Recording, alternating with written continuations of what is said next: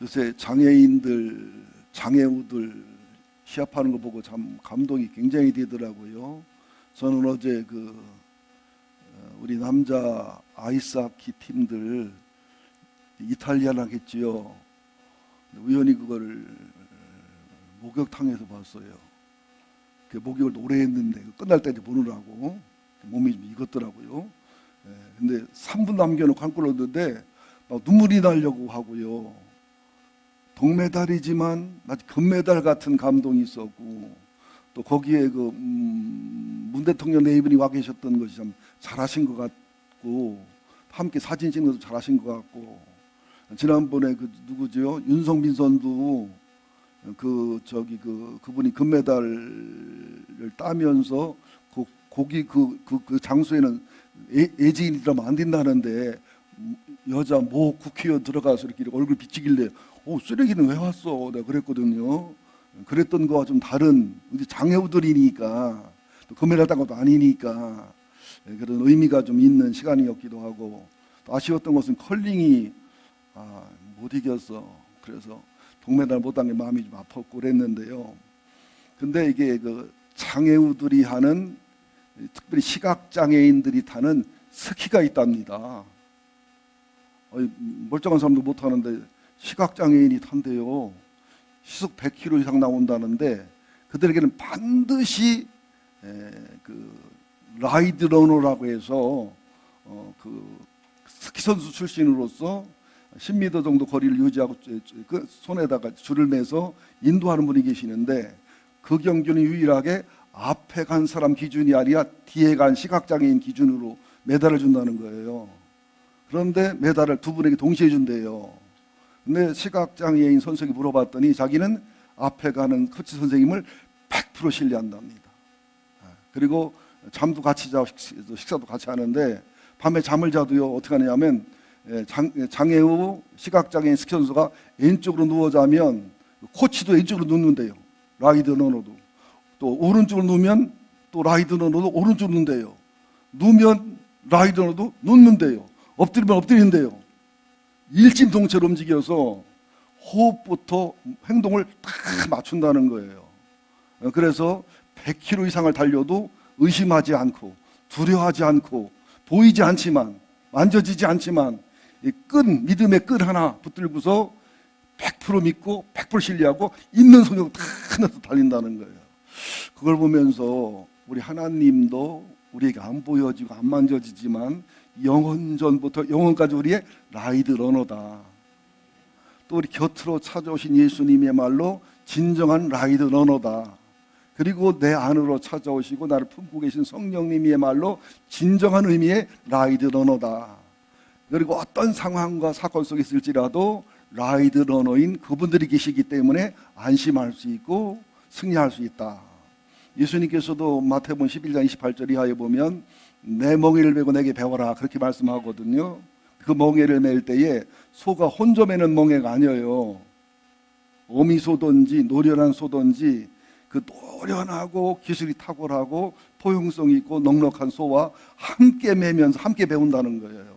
우리가 예수를 믿고 말씀의 훈련을 받고 우리 전도를 하고 선교를 하고 헌신하고 봉사하고 설교를 해도 라이드 러너인 세 분 하나님이 함께 하는 거고, 우리가 어떤 헌신과 봉사하고 찬양하고 수고를 해도 라이드 러너인 세 분 하나님이 함께 하시고, 그리고 우리가 어떤 무거운 짐이 있어서 또 말씀의 짐이 있어서 말씀을 지키기 위해서 힘들고 어려울 때도 나만 멍에를 매는 게 아니라 나보다 노련한 주님이 함께 멍에를 메고 함께 배운다는 것을 믿자는 거지요.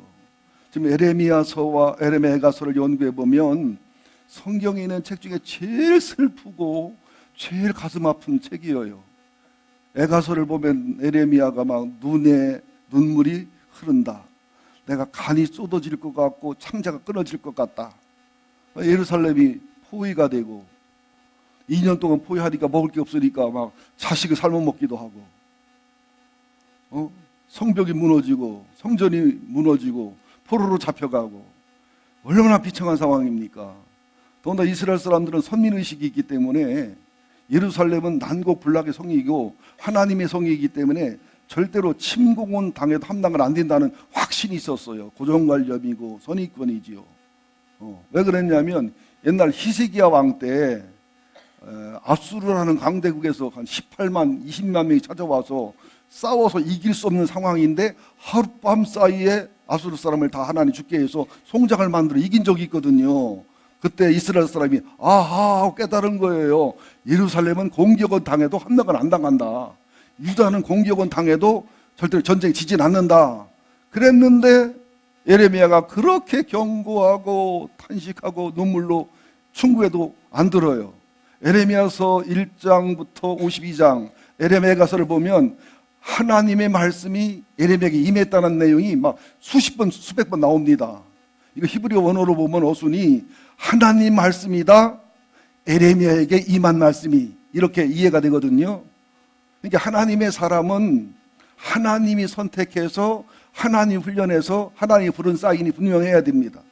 그리고 하나님께 말씀을 받아서 하나님 아버지의 마음으로 그 시대를 바라보시는 하나님의 행위를 가지고 그 시대에 바라보시는 하나님의 섭리와 계획을 전달하는 것이 참된 하나님의 사람이다, 그런 뜻이죠.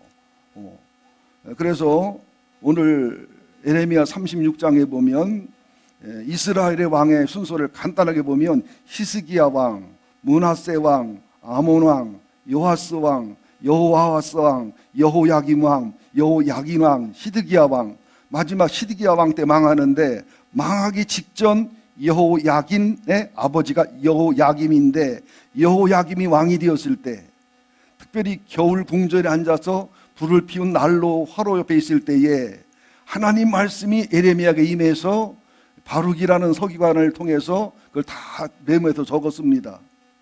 예레미야는 굉장히 미움을 받았어요. 왜냐하면 좋은 소리 안 하고 경고와 나쁜 소리 하고 죄를 드러내고 악을 드러내니까.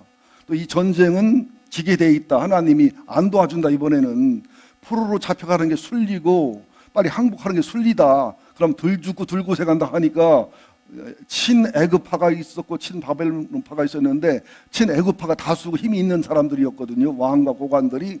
그러니까 나쁜 놈이죠. 아주 뭐 매국노, 그죠? 아주 못된 놈이라고. 그래서 매도 많이 맞고 감옥에도 많이 가고 뭐 죽을 일도 여러 번 있었고 지금도 감옥에 있는 상황인데 하나님 말씀이 또 임하는 거예요.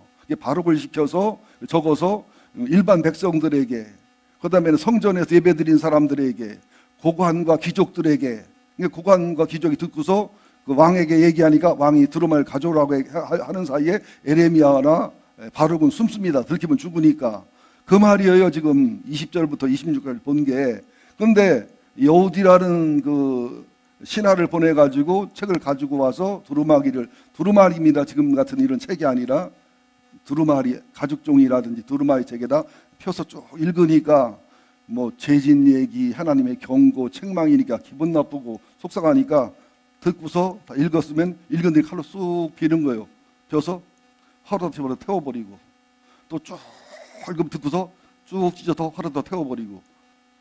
신하들이 말리고 이러면 안 된다고, 예레미야는 하나님의 사람이라고, 예레미야 예언은 틀린 적이 없다고, 그렇게 하나님을 무시하면 안 된다고 해도 안 듣습니다.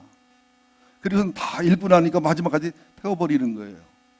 그러니까 하나님이 다시 27절부터 여기 한 장 넘겨서 32절까지 보면 하나님이 예레미야에게 또 임하셔. 이 말씀으로 왕이 안 듣고 다 태워버렸으니까 다시 적어라. 그러면서 또 다시 쭉 적는데 더 많이 적어. 그러니까 애굽 왕 바로가 모세랑 하나님 대결할 때 첫 번째 재앙을 받았을 때 이스라엘 백성 내줬으면 얼마나 좋아요. 그냥 10가지 채워서 이제 자녀가 죽는 일까지 만난 다음에 그저 이스라엘 백성을 내주거든요. 여러분들 하나님 앞에 강팍하시면 생고생하셔요. 하나님 앞에 우리가 말씀을 자르는 여호야긴 같은 행동을 많이 합니다. 성경도 읽다가 아이 이건 안 읽어. 아이 11조에게는 싫어. 아이고 뭐 낫기만이야. 낫고 낫기만이야. 아이고 내 얘기는 재미 더럽게 없어. 뭐 이러면서 이게 잘라 내버릴 때가 있어요. 또 설교를 들으면서도 맞는 말이야. 자기 틀에 맞으면, 틀에 안 맞으면 에이 잘라 내버려. 우리가 칼질을 할 때가 많아요. 말씀을. 성령의 음성도 마찬가지예요. 들을 건 듣고 안 들을 건 안 듣고. 칼질하는 태도거든요. 굉장히 무서운 하나님의 경고가 있는 행동입니다. 하나님 말씀은 더하지도 말고 빼지도 말아라. 가감없이 들어야 되는 거예요. 특별히 말씀도 여러분들 나는 뭐 알아서 세계에서 들을 건 안 들어. 그럼 나보다 수준이 훨씬 높은데 왜 우리 교회로 가셔요? 다른 교회를 가셔야지. 그건 옳은 태도가 아니에요. 들으려면 다 듣고 말라면 다 듣지 말아야지요. 여러분 냉면을 먹으러 갔는데 대장균 굴러내고 병균 굴러내고 그리고 먹어요? 다 마셔야 되잖아요. 그죠? 그런 마음으로 은혜 받으시기를 예수 이름으로 축원드립니다. 그러니까 왕이 이런 태도니까 뭐 제사장들이 바랐겠어요. 선지자들이 바랐겠어요. 제사장들은 번위로 다스리고 하나님 질서가 아닌 인간의 수단과 인간의 질서와 인간의 프로그램으로 하고, 선지자들은 하나님한테 기도도 안 해보고 하나님의 음성을 듣지도 않고 변화산의 엘리야와 모세처럼 주님을 만남도 없이 그냥 자기 생각 자기 손대로 전하고 백성은 이를 좋게 여기고, 하나님의 말씀을 받아서 말씀이 임해서 전하는 에레미야의 권고와 책망은 듣지도 않고. 그러니까 에레미야 애가 같은 데 보면 선지자들이 백성들의 죄를 드러내지 않아서, 그들의 죄를 회개해 주지 않아서, 치료해 주지 않아서, 하나님의 분노를 풀어주지 않아서 망했다고 하는 책망까지 있단 말이죠. 그러니까 에레미야는 참 불쌍해요. 에레미야 1장을 읽어보면 20살의 선지자가 됐어요. 나도 에레미야를 이름 바꿀까? 나는 어리다고 그 말이 실감이 난다니까는요. 제가 20살에 처음에 목회할 때 교인이 10명이 모였는데요, 기도를 지금보다 10배는 더 많이 했어. 왜요? 나이는 20살인데 교인은 다 40대 50대인데 내가 무슨 힘으로 목회를 해? 그죠? 영성으로 기도를 많이 하는 거니까 뭐 굉장히 무섭게 설교했습니다. 깜짝 놀랐어요. 근데 교인이 10명이 하나 빠지면 10% 빠지는 거라 몸담고 힘들었어요. 어느 날 3명이 빠지면 70% 빠지는 거예요. 아, 힘들었어요. 그래도 참 사명 감당했는데 20살 때 기억이 지금도 나요.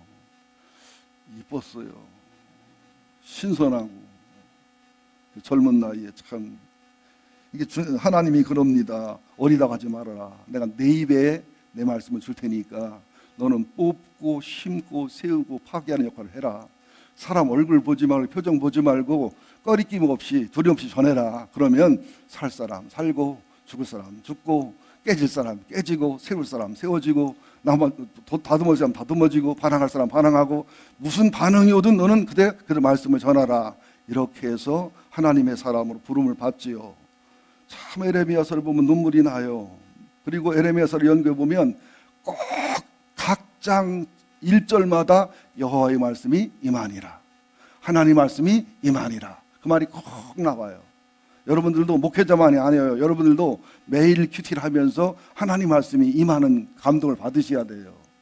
예배에도 특별히 다 은혜가 되고 감동이 되지만 이 벼락치는 것처럼 들려오는 소리가 있어요. 가슴이 짤랑하게 들려오는 소리가 있어요. 이건 틀림없이 나들어보라는 소리야. 누가 목사님한테 이메일 보냈구나, 이런 경우도 있어요. 저도 목회하다 보면 이런 말 굉장히 많이 듣습니다. 왜 목사님은 우리 집사람 얘기 듣고 설교하느냐고. 나 자기 집사람하고 대화한 적 없어. 근데 어떻게 알고 설교하느냐고. 도둑님이 자기 발 저린 거지. 몇 년 경험해보더니 우리 집사람 이런 게 아니고 목사님 설교하다 보니까 성령님이 알게 한다고 인정하시더라고요. 굉장히 오해를 받아요. 저랑 상담한 분들이 그러잖아요. 목사님 내 얘기 다 들었지요? 목사님은 점쟁이에도 먹고 살겠어. 그 말은 맞아. 복채도도 많고 수입도 많고 그러지. 나를 점쟁이로 여기지 말고 나한테만 하도 상담한다고 복 받는 거 아니고 기도한다고 복 받는 거 아니고 하나님 앞에 죄를 회개하고 하나님 원하는 삶으로 변화가 돼야 복이 많은 거라고. 그러면서 에레미야 당시의 정치 상황하고 우리나라 정치 상황하고 똑같습니다. 아주 거의 100% 똑같아요. 지금 우리도 보세요. 주변에 이제 시진핑은 황제지요. 희황제.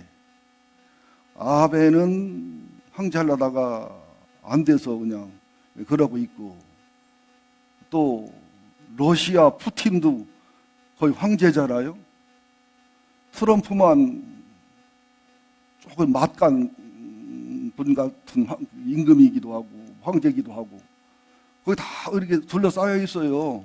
그들 우리를 사랑할까요? 우리 아낄까요? 미국이 정말 저희를 사랑해서 우리나라를 너무 좋아해서 도와줄까요? 아니에요. 우리나라 없어지면은 나도 놀랬어 지금. 우리나라가 없어지면 잇몸이 없어지는 거니까.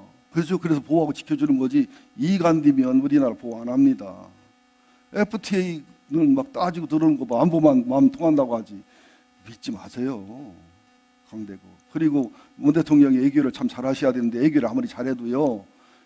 약속은 애교하고 되지가 않습니다. 이 에레미야와 에가서의 정답은 뭔지 알아요? 이 나라 저 나라 의지하지 말고 수단 방법 부리지 말고 물론 애교하고 정치하고 하늘나라를 하나님 나라를 다스려 가야 되겠지만 가장 중요한 것은 너희들이 진심으로 하나님께 돌아오라는 거예요. 여러분 거죠. 나 교회 왔는데 뭘 나한테 오라고 하느냐고. 여기 온 분 중에서 몸만 온 사람 많아요. 몸만 와준 사람도 많다니까. 아니 안 많아좀 조금이요.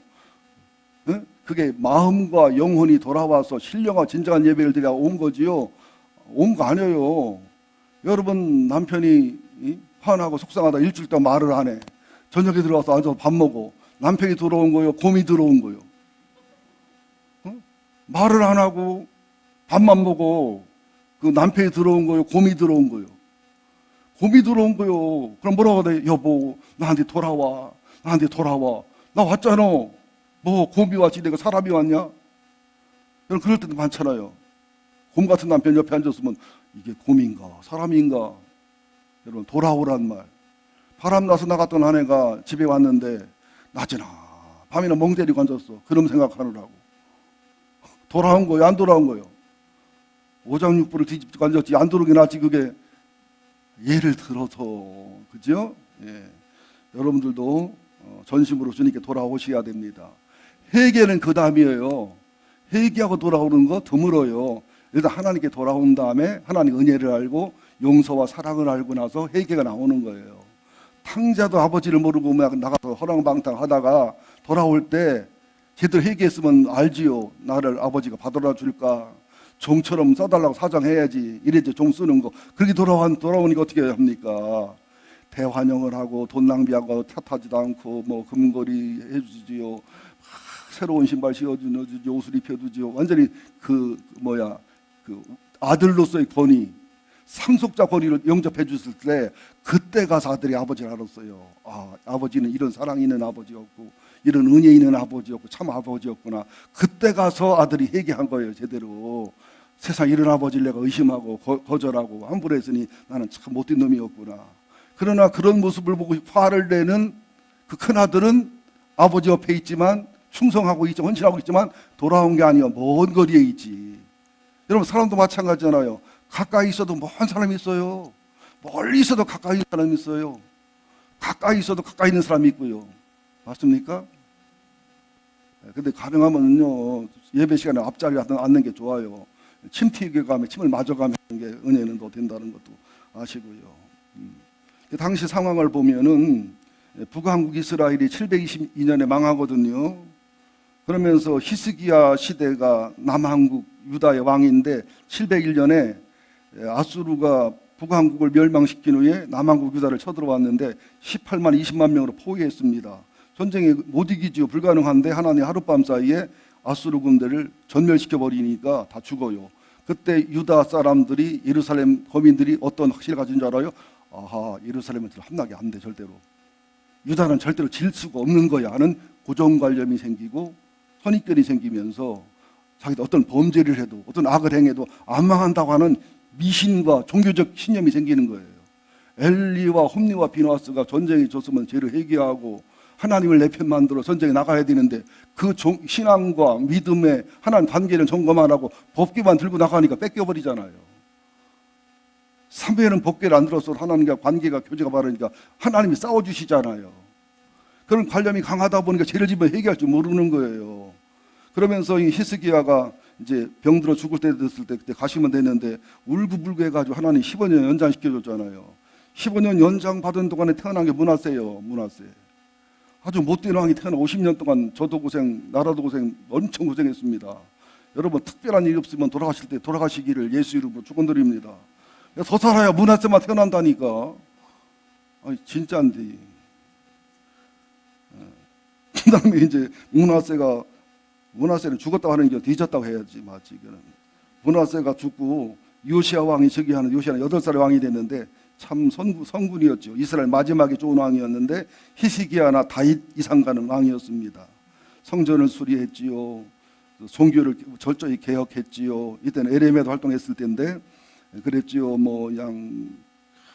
하나님의 성경을 찾아가지고 이제 구약 성경 율법을 찾아가지고 막 회개하고 가슴을 치고 울면서 미처 하나님 말씀을 몰라서 못했다고 이렇게 무서운 죄를 물었다 막 가슴을 찢어가면서 막 왕궁이나 성전이나 온 민족을 변화시키는 것이 요시야의 종교 개혁입니다. 그러니까 여호야김은 하나님 말씀을 칼로 찢어서 버리잖아요. 찢어서 태우고. 그런데 요시야는 하나님 말씀 앞에 자기 옷을 찢어요. 영혼과 가슴을 찢어요. 그게 바로 선한 자와 악한 자의 차이예요. 하나님 말씀 앞에 말씀을 칼질하고 말씀을 버리는 자는 영혼이 악한 자예요. 하나님 말씀 앞에 진리 앞에 내 옷을 찢고 영혼을 찢고 가슴을 찢고 회개하는 사람은 선한 사람이고 아름다운 영혼을 가진 사람입니다.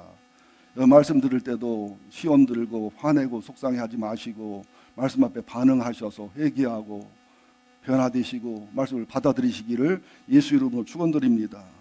설교 시간에 삐지는 은사 있는 사람이 제일 웃기는 사람 중에 하나입니다.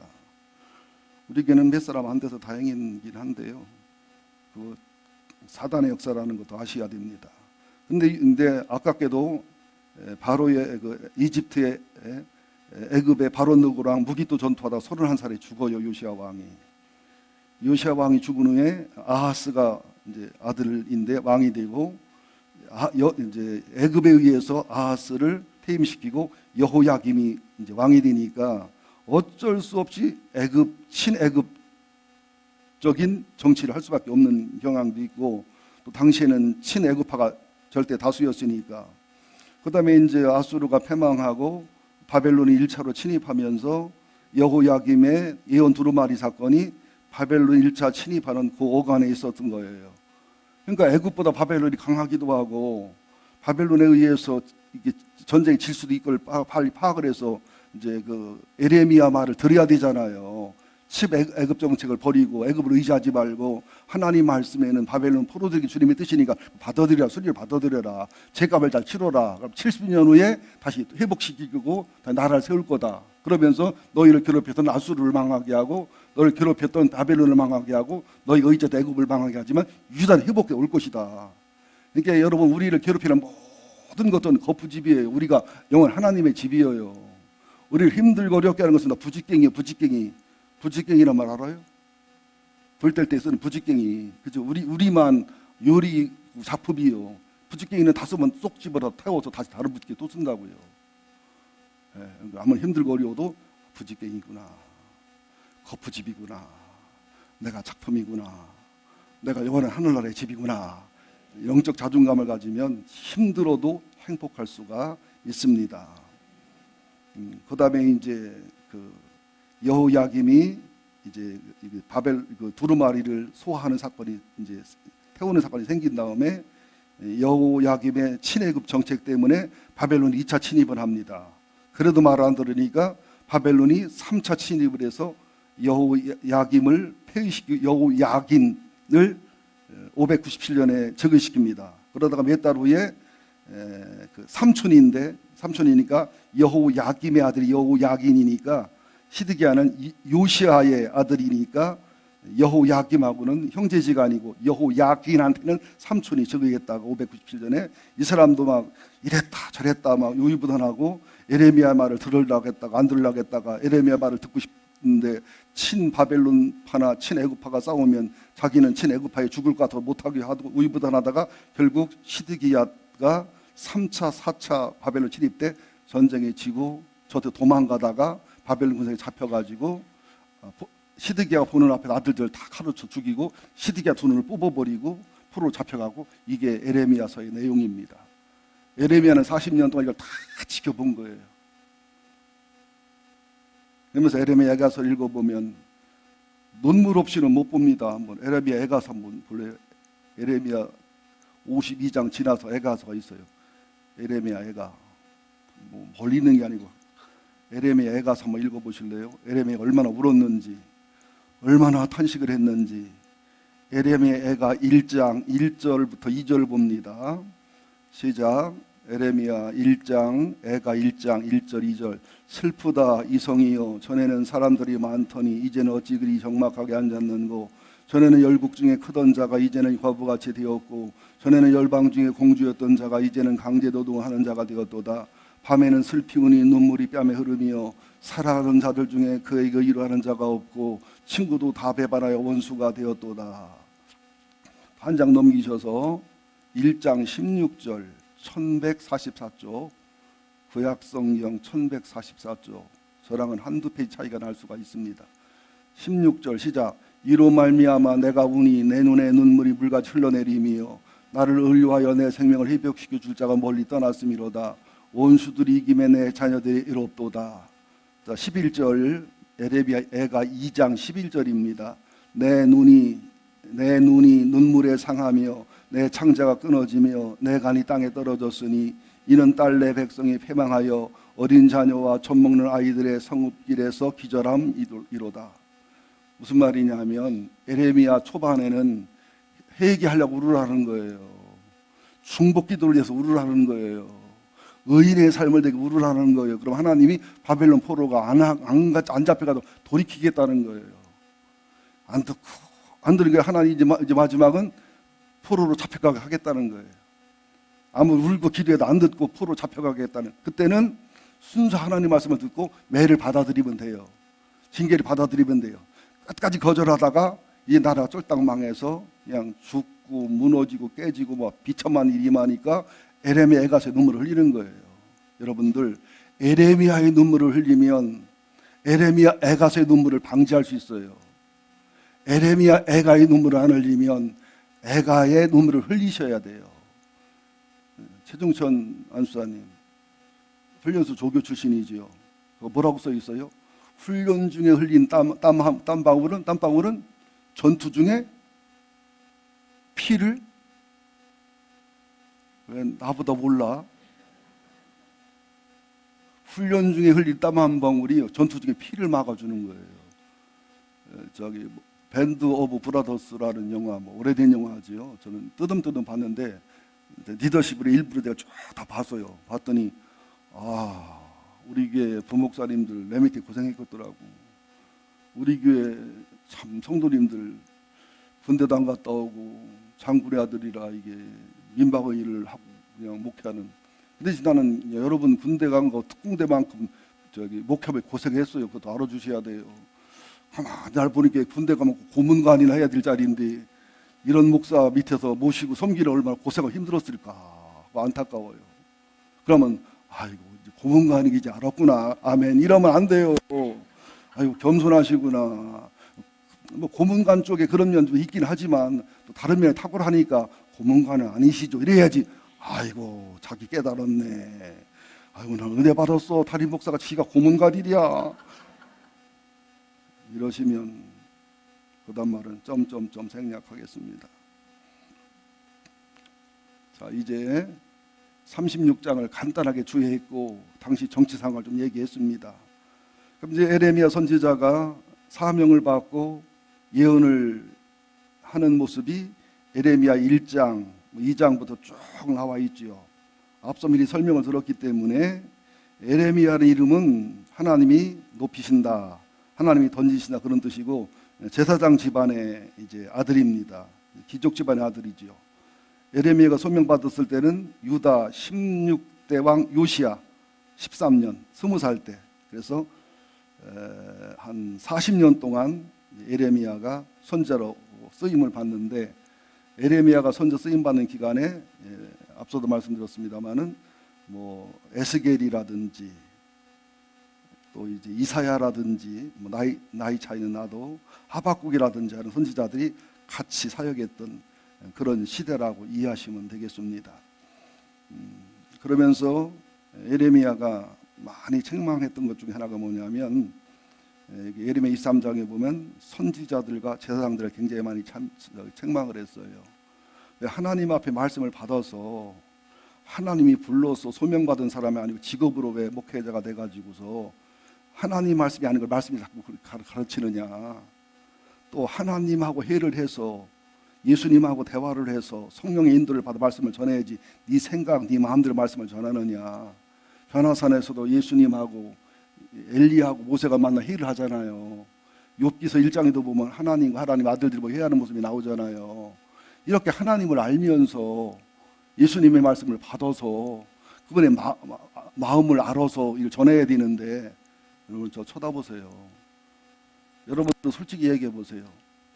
여러분 마음에 들거나 여러분이 좋아하거나 여러분이 좀 기질에 맞는 목사 설교를 들어요. 여러분 마음에는 안 들고 여러분에게 신뢰가 안 되고 친하지도 않은 사람의 설교를 들어요. 기준이 어때요? 좀 설교가 죽대도 설교가 별로 좋지 않아도 친하거나 좋아하는 설교는 잘 듣고, 설교가 은혜롭고 성서적이고 합당해도 내가 안 친하 안 좋아하면 안 듣는 경향이 있잖아요. 칼질하는 경향이 있잖아요. 그거를 근본으로 고치셔야 돼요. 내가 안 좋아해도, 내가 안 친해도, 내가 별로 그냥 사랑하는 마음이 없어도 하나님의 바른 말씀을 전한다면, 그게 하나님 말씀이 임한 것이나 확신이 있다면 그 말을 들어야 돼요. 근데 내가 막 좋아하는 사람이고 친한 사람이고 막 나랑 너무너무 사랑하는 행복한 사이라도 하나님 말씀을 제대로 전달하는 게 아니라면, 성서적인 말씀이 아니고 재미난 얘기, 편한 얘기 그냥 재미난 얘기 해준다면 그 말 들으면 안 됩니다. 최소한도 말세 시대의 성도라면 그 정도 실력은 가져야 되지요. 그 정도 영성은 가져야 되지요. 많은 대형 교회들 보세요. 주님 좋아서 간 교인도 있겠지만 목사님이 인기로 가는 게 많아요. 그래서 어느 교회는 그 목사님이 설교하면요, 교인이 많이 나오는데 그 목사님 설교 안 하면 한 주에 1000명, 2000명이 준대요. 그런 것은 정상이 아닙니다. 제가 설교 안 하고 다른 목사님 설교하셔도 이출석 하셔야 돼요. 제가 죽어도 마찬가지입니다. 사도행전 20장에도 보면 바울이 그러잖아요. 내가 떠나면서 에베소 교회 장로들에게 내가 너희를 주와 주의 말씀에 부탁한다고 그러잖아요. 여러분들 사람을 의지하면 안 됩니다. 사람은 광야에 치는 자 소리일 뿐이에요. 사라지면 그만 주님이 그 다음 쓰시면 돼요. 모세 다음에 여호수아, 엘리야 다음에 엘리사 주님이 쓰시면 되고 주님만 영원하신 것을 믿으시기를 예수 이름으로 축원드립니다. 할 말은 많은데 설교를 너무 길게 해서 등록할까 말까. 설교는 좋은데 어떡하나 이런 분들이 계실까 봐 오늘은. 근데 또 이미 글렀어. 12시 8분이에요. 그래서 이게 일주일 내내 설교를 준비했고 새벽 2시에 깨서 새벽 4시에 깨서 새벽 5시에 깨서 설교를 다시 싹 준비하고 남기는 내 심정이 어떻겠어요. 내가 이렇게 하고 살아야 되겠어요. 여러분이 2시간 설교도 들어줘야 되겠어요. 이거 원고를 넘기는 내 심정이 어떻겠어요. 이게. 일주일 내내 설교 준비했지. 새벽 2시에 깼지. 새벽 4시에 깼지. 새벽 5시에 깼지. 아침 먹을 때 설교 준비했지. 그러면 이걸 넘기려면 내 심정이 어떡하냐고 이거야. 아까워 죽겠네 아주 그냥.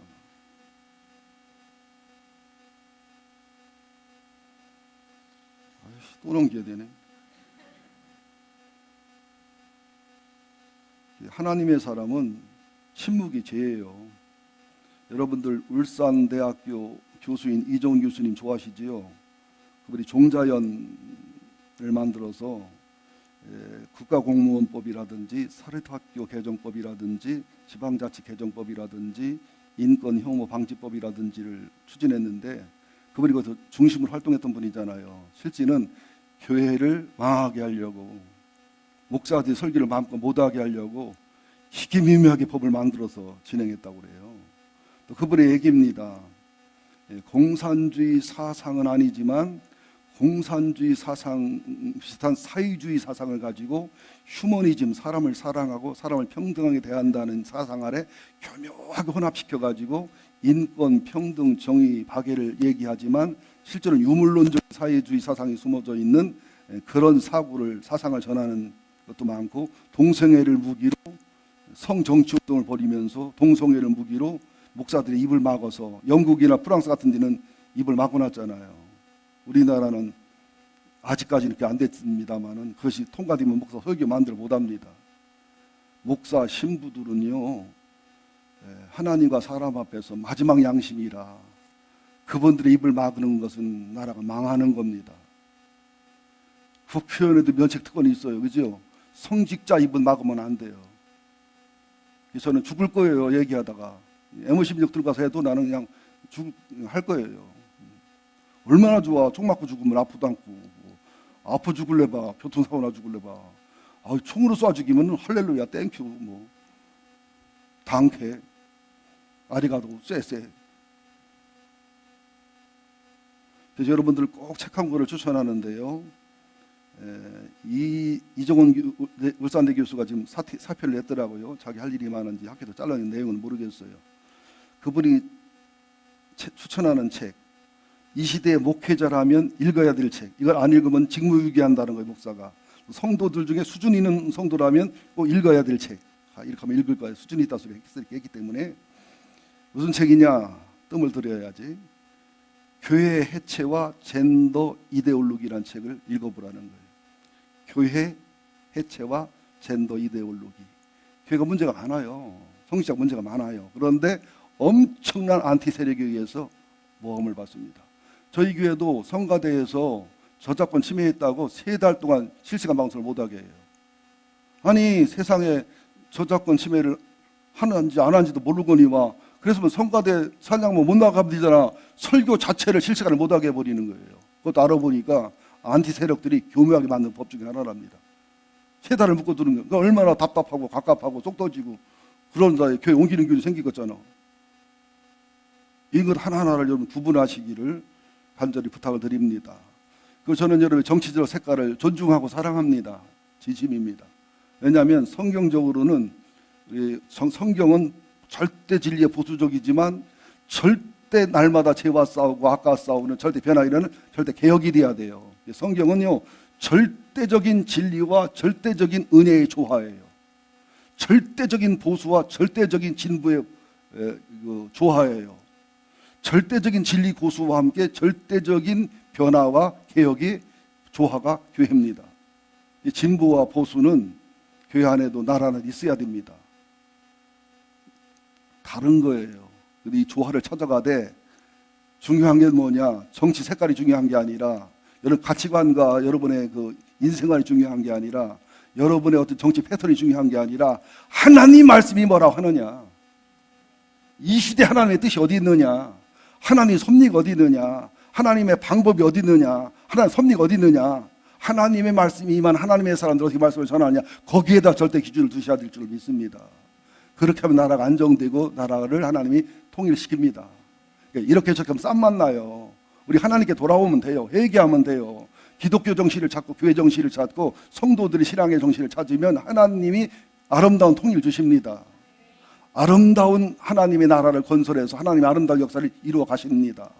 그걸 안 하고서 뭐 여기 의지하려고 하고 여기 의지하려고 이 줄 타고 저 줄 별짓 해봤자 유다처럼 고생만 하고 나라만 망한다는 사실을 아시기를 예수 이름으로 축원드립니다. 그리고 가능하면 교회에서는 정치 얘기하지 마세요. 정치 얘기하시면 쌈나요. 누구라고 내 걸 고치려고 하겠어요. 다 자기가 옳지. 세상만 먹어도 때려도 말 안 듣는데 지가 옳다고. 그래서 에레미야의 그 설교를 이혼을 간략하게 이제 정리해 보면 첫째는 뭐냐? 돌이켜라 돌이켜라 다 기회가 지났기 때문에 이제는 바벨론에 의한 유다 멸망을 받아들여라. 순리적으로 포로로 가서 집도 짓고 애도 낳고 편하게 살면서 이제 그 나라 잘 되길 기도해라. 그러면 너희들 고난도 덜 당하고 고통도 덜 당하고 편안하게 때리면 돌아올 거다. 이 말을 순종해가지고 바벨론에 가서 순수하게 사는 사람들은 막 귀족이 되고 또 막 부자가 되고 영혼율이 보아지고 복받고 70년 후에 인생이 새로워졌는데 고집을 부리고 막 그냥 예루살렘을 사랑하고 나라를 사랑하고 버티고 있었던 사람들은 바벨론에서 잡아도 안 갔지만 쓸모없는 사람 잡아도 안 갔지만 난민층, 빈민층이 됐었어요. 그리고 고집을 부리고 애굽으로 도망간 사람 예레미야 말을 정면 거절한 사람은 다 죽었어요. 역사가 가르쳐 줍니다. 여러분 에레미야가 바벨론에 의해서 유다가 망했을 때 바벨론한테 뭐 영웅 취급받았어요. 안 그러겠어요 여러분들? 제가 설교할 때마다 김정은이를 찬양하고 김일성이 찬양하고 막 그냥 주사파를 찬양하고 막 그냥 교인이 줄어도. 근데 그냥 적과 통일되면은 저 좀 대접 안 해주겠어요? 지금은 적과 통일되면 나는 죽어야 되기 때문에 1번이라고 써놓고 붙이고 써 있어야 돼. 예. 그런데 에레미야는 그렇게 안 했어요. 나는 친 바벨론파도 아니고 반애굽파도 아니고 난 친 하나님파다. 그러면은 바벨론에서 세운 그다리아 총독 밑에 가서 호강하고 살아라. 그것도 아니다. 어디로 간 줄 알아요? 울며 불며 사정에도 안 듣고 고집부리는 바벨론을 싫어하는 유다에 남아있자니 총독한테나 바벨론이 죽을 것 같은, 그래서 바벨론 가는 걸 너무 싫어하는 애굽으로 내려간 장군들, 고관들, 귀족들 따라 내려가다가 말리다가 권면하다가 마저 죽었어요. 그러니까 에레미야의 마지막 길이에요. 얼마나 우리를 사랑한 겁니까? 백성을 사랑한 겁니까? 이스라엘은 바른 말하고 옳은 말하다가 므낫세가 톱으로 켜 죽였어요. 관에다 집어넣고 톱으로 잘라 죽였다니까. 이게 하나님의 사랑입니다. 여러분들도 이런 칼라 저런 칼라 있지만 하나님께 회개하시고 돌아오시기 바라요. 돌아와서 회개하시기 바라요. 신앙의 본질, 가정의 본질, 교회의 본질을 찾으시면 그게 나라와 민족을 살아가는 길인 것을 아셔야 되고요. 두 번째도 비슷한 것인데, 어쨌거나 뭐 이 나라 의지하고 저 나라 의지하고 수단 방법 부리면 안 됩니다. 신앙의 개혁, 종교의 개혁, 하나님과의 관계, 교제, 이런 쪽에 영적인 것을 해결해서 믿음으로 나가시면 주님의 지혜와 명철을 주시고, 라이드 러너인 하나님의 인도와 예수님의 인도가 있습니다. 따라가시면 고난과 고통 중에도 승리의 길로 이끌어가는 줄 믿습니다. 세 번째는 아수르에게 북왕국은 완전히 망하게 했지만 남왕국은 다윗의 후손이라 임시로 망하게 해서 70년에 돌아온다는 언약을 기억하셔야 됩니다. 그리고 70년을 버티고 회개하고 죄값을 치르고 겸손에 순종하면 때가 되면 하나님이 역사를 이루시고 일을 이루어서 정확하게 하십니다. 그래서 이게 아수르는 바벨론에게 망하고 바벨론은 페르시아가 망해서 페르스 고레스 왕에 의해서 70년 만에 돌아오잖아요. 유다는 돌아오는데 바벨론을 망해버리잖아요. 유다는 돌아오는데 애굽은 바벨론에게 또 망해버리잖아요. 다 부직갱이 쓰고, 그죠? 거푸집 쓰고 약하고 연약한 유다는 오히려 하나님이 세워서 영원한 하나님의 민족으로 만들어 가시잖아요. 이게 하나님의 섭리요 계획이라는 것을 믿음으로 받아들이시기를 예수 이름으로 축원드립니다. 할 말은 너무 많은데 이제 두서없이 마쳐야 되겠습니다. 그럼 속으로 할 말 많이 했구만 뭐 그동안 이런 분이 계시는데, 마지막입니다. 마지막 길어요. 하나님 아버지의 본심을 알고 하나님의 긍휼의 마음을 깨닫고 하나님의 언약을 기억하고 하나님 앞에 돌아와 회개하고 항복하고 순종하면 반드시 하나님은 고생한 것만큼 연단과 온유와 겸손과 거푸집을 희생해서 영원한 집을 새롭게 하고 거푸집을 희생시켜서 영혼을, 신앙을, 인생을 새롭게 해서 명품 인생, 명품 하늘나라, 명품 승리자를 만들어준다는 사실을 믿으셔야 됩니다. 이렇게 피눈물을 흘리고 이렇게 처절한 절망 속에서도요, 아버지의 본심, 긍휼과 언약을 기억하면요 얼마나 은혜가 돼 행복한지 몰라요. 제 아내가 엄청나게 칭찬을 안 하고 똑똑한 사람인데 금요일에 이설교를 했더니 막 은혜를 무진장에 받았다는 거예요. 막 너무 받았다는 거예요. 그럼 나 같으면 막 이거 은혜 받고 이거 은혜 받고 이거 받고 대화할 텐데, 그러고서 입 딱 다물고 템백만 먹고 앉았어. 뭐 은혜 받았어? 엄청 은혜 받았어요. 뭐 엄청 은혜 받았어요. 뭐 히 웃더라고요. 내가 말하면 내가 그렇게 살아요. 나는 내가 엄청 성화된 줄 알았어요. 아내도 엄청 변한 줄 알았더니 보니까 변한 거 하나도 없더구만. 그냥 이해의 폭이 넓어졌을 뿐이야. 그리고 포기했을 뿐이야. 저건 까치고 나는 참새고. 저 사람은 뭐 무슨 스타일이고 그냥 인정할 뿐이더라. 근데 변했다고 느껴지더라고요. 자, 첫째, 아버지의 본심을 알으면 우리가 어떤 고난과 절망 속에서도 희망과 소망으로 승리할 수 있어요. 시간 없으니까 찾지 말고 들어보세요. 제 목소리가 좋은 편이니까. 에가서 3장 33절에 보면 주님께서 사람으로 고생하게 하시는 것은, 근심하게 하시는 것은 본심이 아니다. 그렇게 해서 회개하고 그래서 돌이키게 해서 마침내 복을 주려는 것이다. 신명기도 보면 광야를 통과하면서 배고프고 춥고 덥고 고생시킨 것은 온유와 겸손을 배우고 순종을 배우기 위해서 마침내 복을 주려 하십니다. 이게 아버지의 마음의 본심이에요. 또 아버지의 애끓는 마음이, 긍휼의 마음이 에레미야 31장 20절에 보면 하나님이 막 이스라엘 백성을 망하기도 하고 바벨론의 포로가 되게 하면서도 그들이 고통당하고 아파하고 힘들어하고 막 스스로 죄책감으로 몸부림치는 걸 보고서는 이스라엘은 나의 자식이 아니냐, 유다는 나의 사랑하는 아들이 아니냐, 기뻐하는 자식이 아니냐, 내가 그를 책망할 때마다, 내가 그를 징계할 때마다 깊이 생각하고 깊이 마음 아파하노라. 그러므로 그들을 위하여 내 책망하고 징계할 때마다 내 창자가 들끓으니, 내 창자가 녹으니, 내 간이 녹으니 내가 반드시 그를 불쌍히 여기리라. 여호와의 말씀이니라. 이게 부모의 마음이에요. 자식 때려주면서 즐기는 부모는 없어요. 우리 어머니 얼마나 싸납고 무서웠는데요. 근데 꼭 욕하고 때려주고 별의별 소리 다 하고 나셔서 꼭 맛있는 걸 사갖고 와요. 사다 먹이면서 울어. 마음 아프고 미안하니까. 그래서 저는 그다음부터는 이제 혼내키면 맛있는 거 없구나. 명랑 없이 와. 이 부모의 마음이에요. 싸나운 부모, 상처와 분도 한이 맺힌 부모도 그렇단 말이죠. 저도 부목사님들한테 뭐 좀 잔소리도 안 하지. 전 목사님 졸어? 저기 밧줄을 준비할지어다. 묵상했겠지.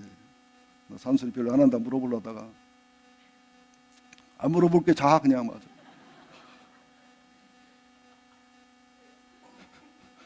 두 번째는 아버지 하나님의 언약을 기억하시고요. 언약을 암송하고 묵상하고 신뢰하고 소망하면 행복할 수 있어요.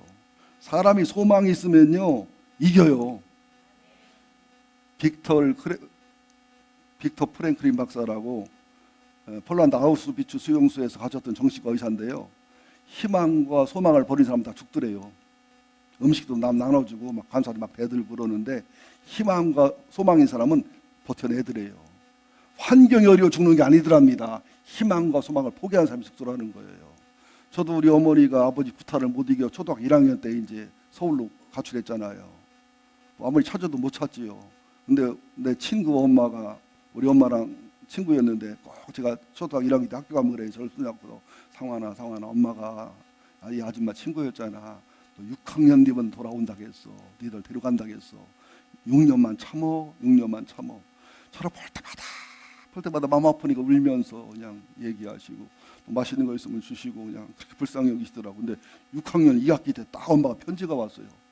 그래서 그냥 아버님이 총 대고 지키는 걸 빠삐용처럼 그냥 탈출해가지고 서울 가 엄마 만났잖아. 그 1년 있다 내 아우 만나고 둘째 아우 또 1년 있다 막내 아우 만나고 빠삐용처럼 탈출해갔어요. 갔더니 여기 포로 수용소 소장이나 거기 포로 소장이나 소장이 급이 비슷해. 그래가지고 괜히 탈출했다 그랬어. 있을걸.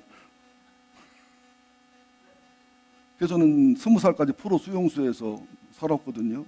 날 탈북자들 이해해. 나는 고통당하는 이해해. 그 트라우마가 있어가지고 제가 이게 몸이 참 건강한 체질인데도 불구하고 신경증적인 그런 아픔이 고통이 있습니다.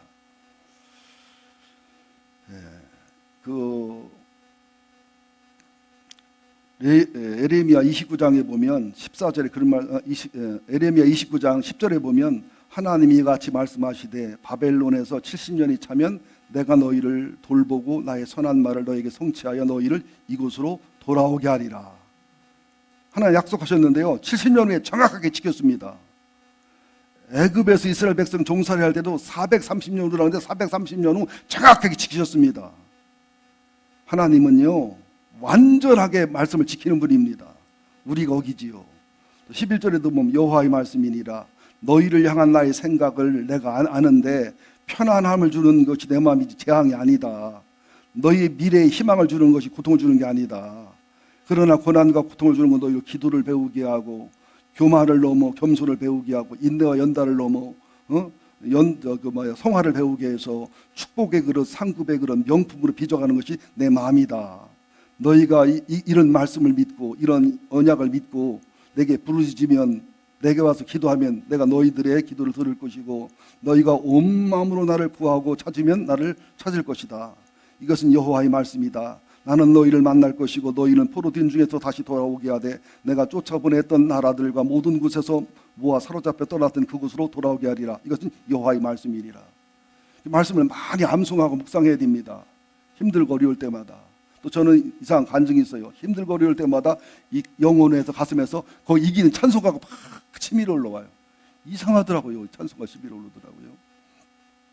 또 환난 중에도요, 거푸집 인생 중에서도요, 어떤 힘들고 어려운 중에도요, 인내, 하나님의 때 하나님 방법을 이루는 것을 터득하거나 연단, 영혼육을 정결케 하거나 소망, 믿음의 집으로 바라보는 소망이 생기거나 온유와 겸손과 순종을 이루어가는 가운데 있으면 아침마다 하나님이 새로워져요.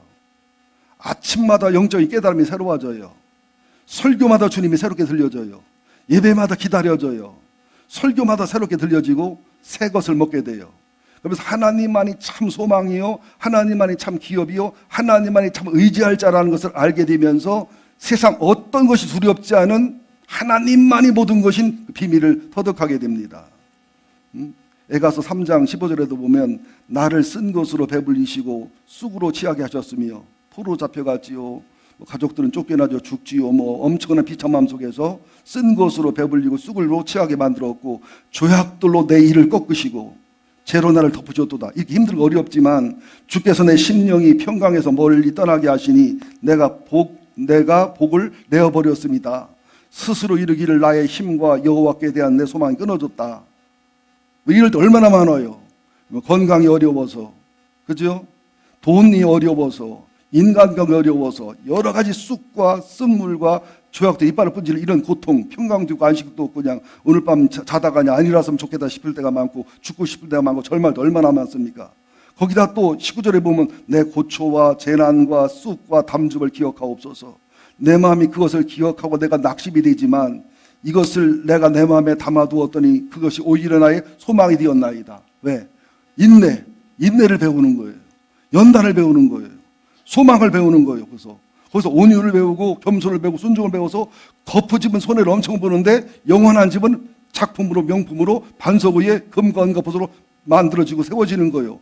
그러다 보니까 여호와의 인자와 국률이 무궁하심으로 우리가 진멸되지 않는다. 하나님의 인자가 있고 국률이 있어가지고 내 힘들고 어렵지만은 하나님이 책임져 주시고 보장하시고 이기게 하시고 여기서 손해보다 이익이 많고 거푸집은 손해보지만 영원한 집이 도움이 되고 유익이 되고 나는 손해보는 게 아니라 이익 보는 사람이고 남는 장사로구나 이걸 깨닫는다는 거예요. 이것이 아침마다 새로우니 주의 성실하심이 크도소이다. 그러므로 내 심령에 이르기를 하나님은 나의 기업이시다. 그러므로 내가 오직 하나님을 바라리라. 이런 고백이 나와진다는 거예요. 어떤 절망 앞에서도 어떤 고통 앞에서도 인간적인 지침 앞에서도 이런 힘을 주신다는 거예요. 이제 2개 남았습니다. 조금만 참아주세요. 그 다음에 인내와 온유를 배우면 연단이 끝나요. 연단이 끝나면서 회복과 역전승이 서서 이루어지기 시작합니다. 에가서 3장 25절 32절에 보니까 25절 32절 기다리는 자들에게나 구하는 영혼에게 여호와는 선하시도다. 사람이 여호와의 구원을 바라고 잠잠히 기다림이 좋도다. 이게 버티는 사람이 이기는 거예요. 끈기 있게 기다리는 사람이 이기는 거예요. 사람은 젊었을 때 멍에를 매는 게 좋으니 혼자 앉아서 잠잠할 것은 주께서 그것을 내게 메우셨음이라. 그대 입을 땅에 티끌에 댈지어다. 겸손하게 원망하지 말고 불평하지 말고 혹시 소망이 있을 것이다. 자기 뺨을 치는 자에게 자기를 치는 자의 뺨을 돌려대는 온유와 겸손을 이루게 되고 하나님 앞 순종을 배우게 되면 이는 주께서 영원하도록 버리지 아니할 것이기 때문이다. 그가 비록 근심하시나 그의 풍부한 인자하심에 따라 긍휼히 여기실 것임이라.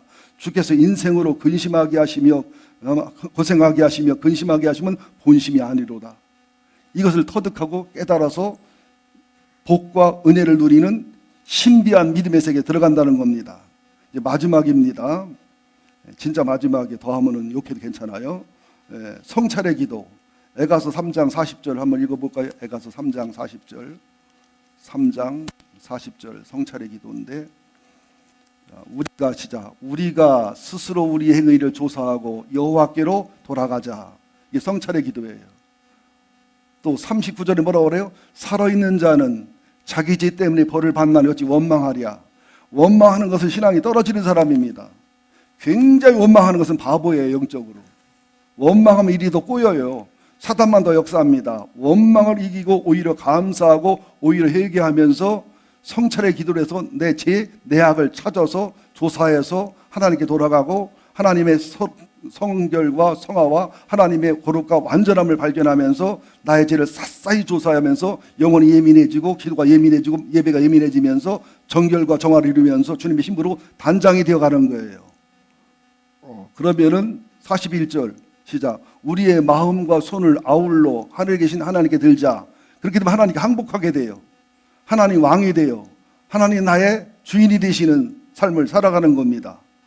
그러다 보면 정말로 주님이 책임져 보장함에 간증을 누리게 되면서 진짜 마지막이에요. 4장 17절, 에가서 4장 17절, 에가서 4장 17절 굉장히 중요한 부분입니다. 시작. 우리가 헛되이 도움을 바람으로 우리의 눈이 상하며 우리를 구원하지 못할 나라를 바라보았도다. 하나님보다 애굽을 의지하고 하나님보다 아수를 의지하고 하나님보다 바벨론을 의지하다가 의지하는 그나라한테 망했잖아요. 하나님보다 배우자도 의지하다가 하나님보다 친구도 좋아하다가 하나님보다 돈 사랑하다가 하나님보다 모조 좋아하다가 얼마나 배반을 당하고 실패를 했습니까? 이걸 회개하는 겁니다. 하나님만이 기업이 하나님만이 모든 것입니다. 마지막으로 5장 6절 우리가 애굽 사람과 아수르 사람과 악수하고 양식을 얻어 배불리고자 하였나이다. 하나님을 등한히 여기고 다른 것을 더 소중히 여기면서 강대국을 의지하고 바라보면서 망할 짓을 고했습니다. 우리 마찬가지예요. 하나님보다 미국 의지하면 안 돼요. 기도하고 회개하는 것보다 김정은 이 말 들으면 안 돼요. 주님 바라보셔야 됩니다. 하나님께 돌아오셔야 됩니다. 회개 기도하셔야 됩니다. 중복 기도하셔야 됩니다. 에레미야의 눈물과 간구의 기도, 탄식 기도를 하셔야 에레미야 애가의 망하는 절망의 기도를 안 할 수 있다는 사실을 꼭 기억하시기를 예수 이름으로 축원드립니다.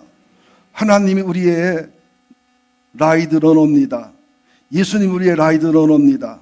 성령님 우리의 라이드 러너입니다. 이제는 내 생각, 내 경험을 살지 말고 주님의 인도와 주님의 섭리 속에 잘 살아가시기를 예수 이름으로 축원드립니다. 기도하겠습니다.